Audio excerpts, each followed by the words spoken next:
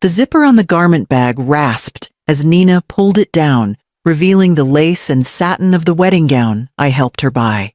She ran her fingers over the bodice like it was sacred.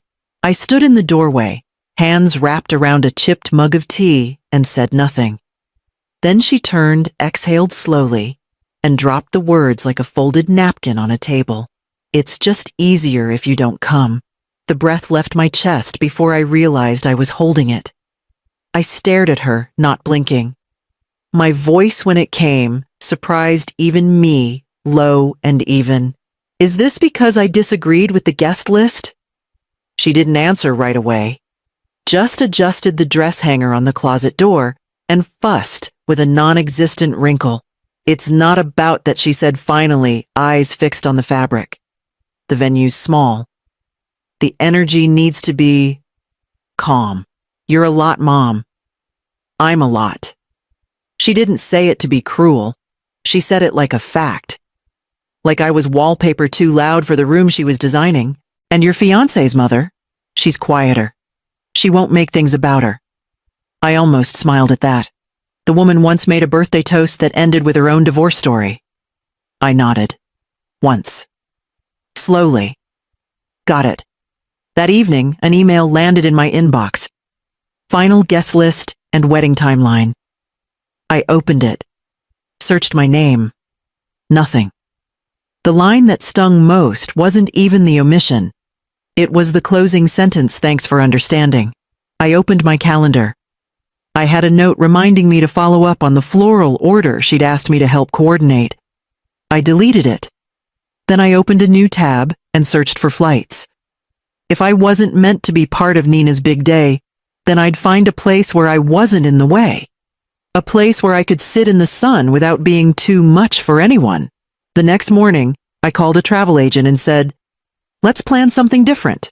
I canceled the hotel in Napa first, the one I had booked months ago, back when I still believed I'd be there sitting quietly in the second row, wearing a dress I wouldn't outshine the bride in. I had chosen something soft, something Nina once said brought out the kindness in my eyes. I hovered over the cancellation button for a second longer than necessary, then clicked. Next, I called the resort line I'd found online at 2 a.m. My voice cracked only once when I said Ocean View. The woman on the phone didn't notice. She just confirmed the booking added a complimentary massage credit and offered a welcome drink upon arrival. My husband had always booked the trips, handled the details. I just packed the snacks. But now every decision was mine, and for the first time in years, I let that feel like power instead of loneliness. Before I closed the laptop, I sent Nina a message.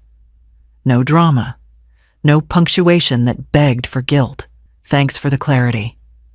I hope your wedding is beautiful. Then I turned off my phone.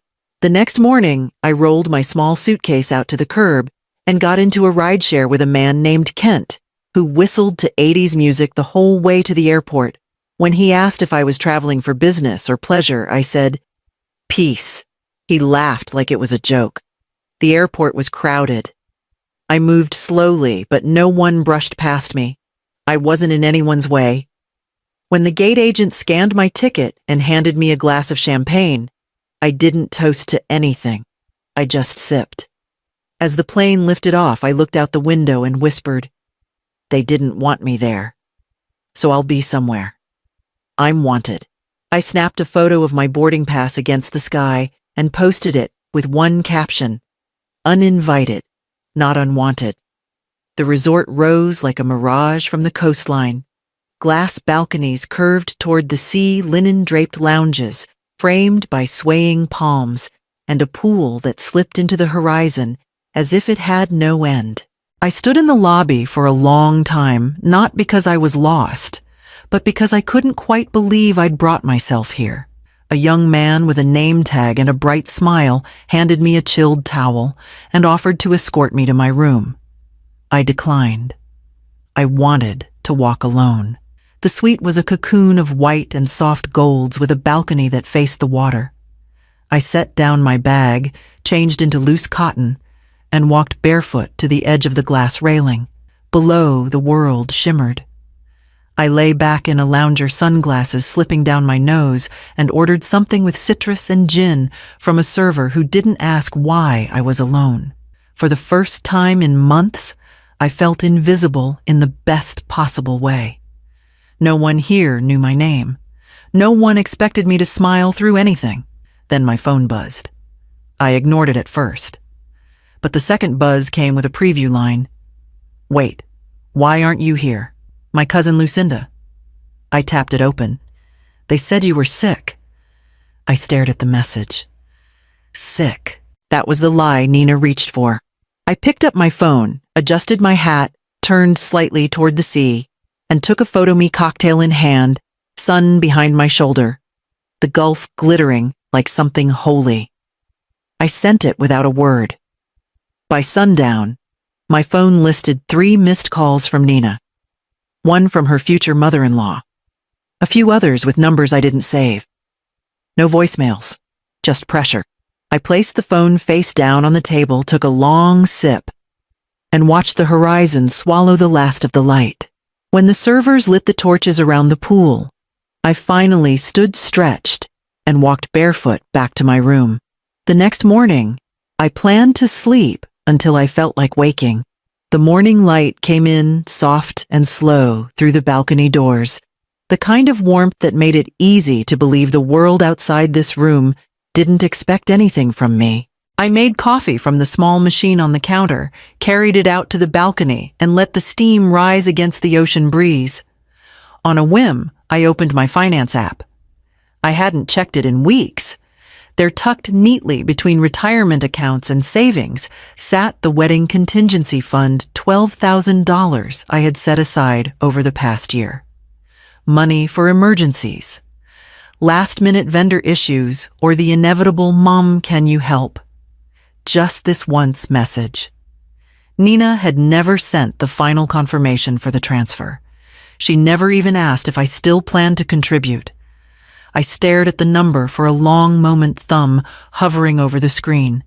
Then I tapped the lock icon. A small window popped up. "Are you sure?" I paused, and pressed yes. The account sealed with a quiet click, like a door closing. I didn't send Nina a screenshot. I didn't even text her. Let the silence speak for once.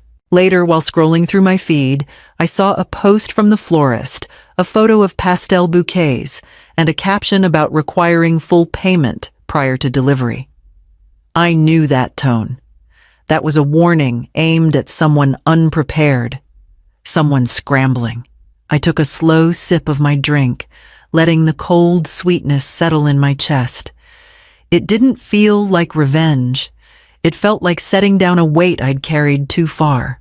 I slid my feet up onto the lounge chair, placed a paperback across my lap, and angled my phone so the beach stretched behind me in the frame. I didn't tilt my chin or adjust the scene. I simply captured the moment as it was. I posted it with the caption, "Healing doesn't ask for permission." Then I set the phone aside and opened my book, letting the sound of waves roll in, steady and sure as I turned the next page of my morning. I didn't reach for my phone when I woke. I didn't check the time or wonder how the morning was unfolding 3,000 miles away. I let myself drift through the hours the way the tide moved, slow, unhurried, without obligation. It wasn't until the sun reached its highest point that I finally picked up my phone from the nightstand. The screen lit up in a frenzy. 37 missed messages. For a second, I just stared at the number, not quite absorbing it. Then I scrolled. From Nina. "Call me now. I need you. Please." From my sister, Emily. "Something happened.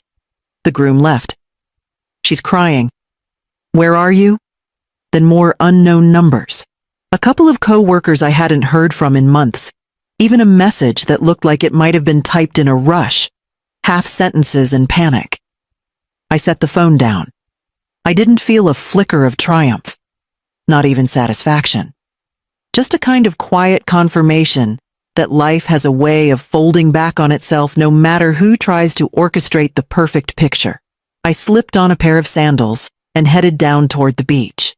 The walkway was warm beneath my feet, and the late afternoon air wrapped itself around me like something familiar. When I stepped onto the sand, the grains shifted and settled, with each step soft and grounding. Shells dotted the shoreline, scalloped, cracked, polished by waves that had never asked permission to reshape anything in their path. The water reached up to touch my toes, cool and steady. Somewhere far from here, people were crying, arguing, trying to piece together a day that had unraveled in front of 100 witnesses. Somewhere, my daughter was realizing that removing me from her wedding hadn't removed the chaos she feared. I kept walking. No replies. No explanations. No attempts to fix what I didn't break. When I returned to the resort, I stopped by the spa desk and booked a 90-minute massage for the evening. The receptionist smiled and asked if I preferred lavender or eucalyptus. I told her to choose whatever she liked. Then I headed back to my room, letting the soft hush of the hallway carry me forward into the rest of the day. The massage left me warm and weightless, my limbs soft as sand, my breath deeper than it had been in weeks. I slipped into a robe and poured a glass of cold water, letting the quiet surround me like a blanket. Then the phone rang. I almost ignored it until I saw the name Lola, my niece. The only one who ever spoke plainly. I answered. "Auntie," she said, not even waiting for hello. It was a disaster. Like, actually cursed. She took a breath as if trying to decide where to begin. The groom had some kind of breakdown during the reception. Left without his phone, just walked out into the street. The photographer walked off, said he doesn't do drama shots. Nana fainted. I stayed silent, waiting for the part I already knew was coming. Then Mom said, "It's your fault." There it was. She said if you'd been there, you would have fixed things, like always. I laughed. And for the first time in a long time, it wasn't sharp or sad or swallowed. It was real. I leaned back in the chair, candlelight flickering against the balcony glass. "Lola," I said, voice calm. Maybe if they had invited me as family, not as a fixer, things would have been different. She didn't respond right away. I imagined her standing in a hallway, the noise of the aftermath still echoing behind her, holding the phone in both hands like something fragile. Then softly, "I get it." I believed her. "I'm staying a few more days," I added. "Tell Nana I hope she's feeling better." And I hung up. No guilt. No thread left dangling. Outside, the wind shifted gentle and full of salt. I lit the small candle on the table and let its flame dance. No chaos, no shouts, just the rhythm of waves brushing against the dark. Inside, I turned off the lights. I let the room glow with just that one flicker. It didn't need to be more than that. When I stepped back out, a tray of dessert had been left at my door. Chocolate berries and a note folded beneath the plate. The morning came with a hush, the kind that belongs to early tide and soft light. I'd slept better than I had in years. No dreams, no weight on my chest, just stillness. My phone buzzed once. Lola again. Emily's still in her dress, sitting in the hallway, crying. "Your mom tried calling the groom's family. They said, 'This is your mess now.'" I read it twice. Then again. A second buzz. This time it was Nina. "I can't fix this alone. Please call me." I stared at her words for a long time, thumbs hovering above the keyboard. I typed, "You told me it was easier if I didn't come. Maybe it was." Then I erased it. I didn't send anything at all. Instead, I reached for my journal, the little leather one I'd packed at the last minute without thinking. I hadn't opened it in months. I turned to a blank page and started a list. What I gave, rent for 9 months after she lost her first job. Groceries every week her last year of college. The down payment for her used car. My mother's sapphire ring resized for her engagement. My time, my voice, my presence, my silence. I paused. Then I drew a line underneath and wrote, "What I got in return." An email I wasn't on. A dress I helped pay for that I'd never see. A lie about being sick. A message only when it all fell apart. I closed the book gently, like tucking away a fragile thing. No tears, no resentment, just truth. The tray from the night before was still on the table. I peeled back the cloth napkin and found a small tart with lavender tucked on top. Someone had left a card beneath it. It said, "Peace looks good on you." I smiled. Then I stood, stretched, and walked barefoot across the tile to pour a cup of coffee. The ocean shimmered unbothered and endless, and I stepped out toward it. The waiter set the plate down with quiet reverence grilled sea bass lemon and herbs a side of charred squash and tender greens. A single candle flickered in the glass beside my water. I hadn't planned on the chef's table. But when the hostess asked, "Will it just be you?" I said yes and didn't apologize for it. Every bite was a kind of prayer, not gratitude to anyone else. Just a quiet nod to myself. For bringing me here. For staying. Across the open kitchen, I watched steam rise blades move sauces stirred in slow, deliberate circles. I used to cook like that. For birthdays, holidays for Nina when she couldn't sleep after finals. I remembered a time she'd called me her safe place. My phone buzzed soft against the linen tablecloth. Voicemail. From Nina. I waited until I finished eating before I listened. I wasn't rushing back into anything, not even pain. Her voice trembled. "I was wrong," she said. "I needed you, but I didn't want you to outshine me." I didn't flinch. Not anymore. So that was it. Not misunderstanding. Not miscommunication. Fear. Fear that I'd walk in and take up too much light. That people would ask about me, see me, remember me. That my presence might echo louder than her vows. I swirled the wine in my glass, watched the pale gold catch the flame of the candle. Then I lifted it and whispered to no one. "Then you got what you wanted. A wedding without me. A celebration where no one would say, 'You look just like your mother.' Or 'You have her strength.'"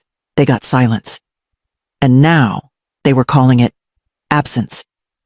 I took the last bite of sea bass, savoring the crisp skin and salt. Then I signed the bill with a calm hand, tucked the pen neatly back, and stood. I wasn't angry anymore. Not even sad. Just finished. On my way back to the suite, the sky opened in soft violet streaks. And as I stepped into the elevator, a breeze followed me in. I stood at the front desk with my sun hat in hand, the soft hush of waves, audible through the lobby's open arches. The young woman behind the counter smiled as I asked for an extension. "One more week," I said. "Same room, if possible." "Of course, Ms. Alvarez," she replied without blinking. "We'll take care of it." I canceled my return flight with a few taps on my phone. No hesitation. Then I booked a boat tour for Thursday sunset, sail champagne included. The kind of thing I used to think was for other people. People who weren't needed elsewhere. A message popped up from Lola. "They're planning a family meeting when you get back." Just a warning. I sat down in the shade near the shallow end of the pool. The tile was warm beneath my legs. I replied without bitterness. "Thanks for the heads up. I won't be there." No explanation. No apology.